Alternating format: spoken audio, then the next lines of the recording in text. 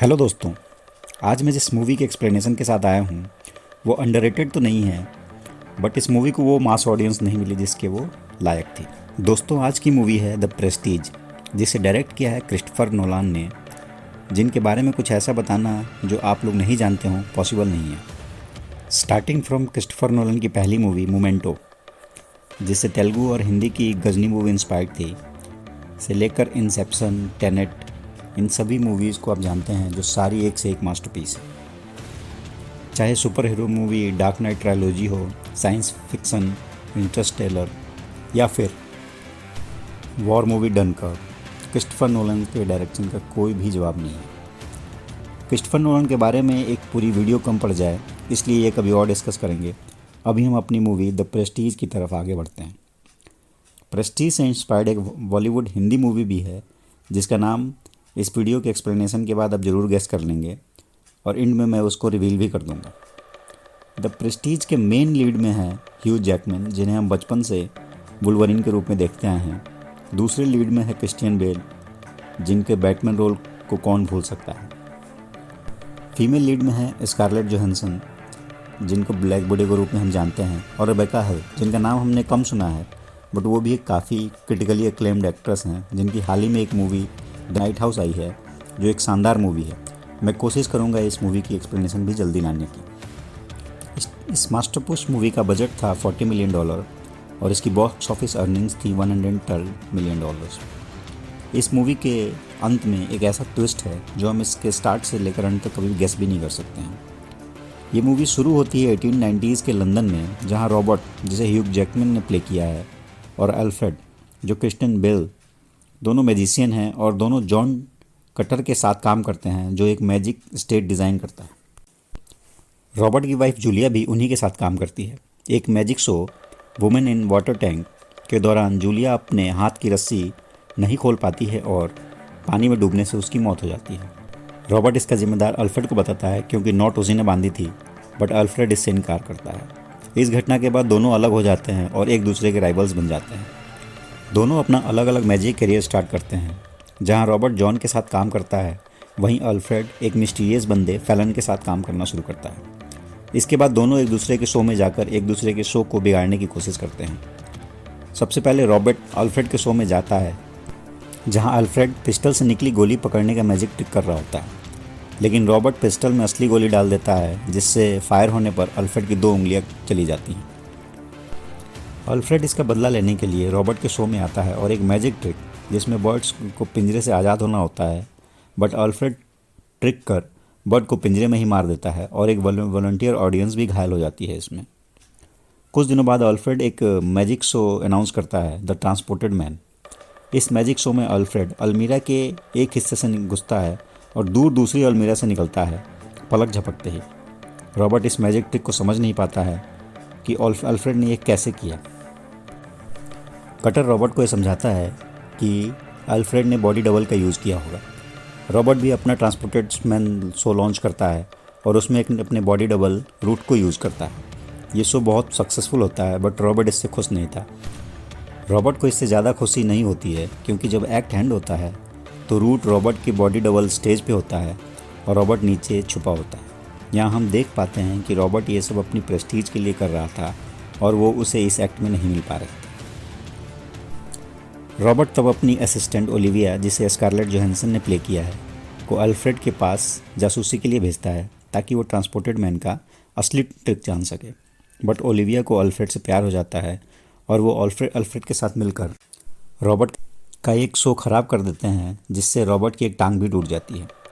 Olivia बाद में Robert से मिलने आती है और अल्फ्रेड की एक सीक्रेट डायरी उसे देती है और बताती है कि वो उसे धोखा नहीं दे रही थी, बट अब वो उसे छोड़कर जा रही है, क्योंकि रॉबर्ट अल्फ्रेड के साथ कंपटीशन में इतना जुनूनी हो गया है कि वो अपनी वाइफ को भी भूल गया है। रॉबर्ट इसके बाद अल्फ्रेड के साथी फैलन को किडनैप कर लेता है और उससे द ट्रांसपोर्टेड मैन की ट्रिक मांगता है। अल्फ्रेड उसे हिंट देता है टेस्ला। रॉबर्ट इससे ये समझता है कि साइंटिस्ट निकोला टेस्ला ने अल्फ्रेड के लिए कोई ऐसी मशीन बनाई है जिससे ये बंदा ट्रांसपोर्ट हो जाता है, और द ट्रांसपोर्टेड मैन की ट्रिक वो इसी मशीन से यूज़ करके कर रहा है। रॉबर्ट टेस्ला से उसके लिए ऐसी मशीन बनाने को कहता है जिससे कि वो ट्रांसपोर्ट हो सके। रॉबर्ट के जुनून को देखकर टेस्ला उससे ऐसी मशीन बनाने का वादा करते हैं। टेस्ला मशीन तो बनाते हैं बट वो मशीन किसी को ट्रांसपोर्ट करने की बजाय उसे थोड़ी दूर पर क्लोन कर देती थी। टेस्ला को अपनी फैसिलिटी एडिसन जो उनके राइवल थे उनकी वजह से छोड़नी पड़ती है, बट वो मशीन रॉबर्ट तक पहुंचा देते हैं, बट उसे सलाह देते हैं कि ये मशीन वो कभी यूज़ ना करे क्योंकि इससे उसे केवल दुख ही होगा। अल्फ्रेड की वाइफ सारा अल्फ्रेड और ओलिविया के रिलेशनशिप को देखकर सुसाइड करना चाहती है, बट अल्फ्रेड उसे समझाता है कि वो सिर्फ सारा से ही प्यार करता है और किसी से नहीं। ये सब देखकर ओलिविया अल्फ्रेड को छोड़कर चली जाती है। रॉबर्ट अपना शो ओरिजिनल ट्रांसपोर्ट मैन की शुरुआत करता है, जिसमें टेस्ला की मशीन का यूज़ करता है। इस मशीन को यूज़ करने पर ऐसा लगता है जैसे ये रॉबर्ट ट्रांसपोर्ट होकर एक जगह से दूसरी जगह पलक झपकते ही आ जा रहा है। अल्फ्रेड रॉबर्ट के इस ट्रिक को जानने के लिए रॉबर्ट के शो में जाता है। वहाँ जाने पर स्टेज के नीचे देखता है कि रॉबर्ट स्टेज के ऊपर से नीचे एक टैंक में गिर जाता है और उसके बाद पानी में डूबने से उसकी मौत हो जाती है। उसी समय कटर वहाँ पहुँचता है और वो ये देखकर पुलिस को बुला लेता है। पुलिस अल्फ्रेड को रॉबर्ट की हत्या का दोषी पाती है और उसे गिरफ्तार कर लिया जाता है।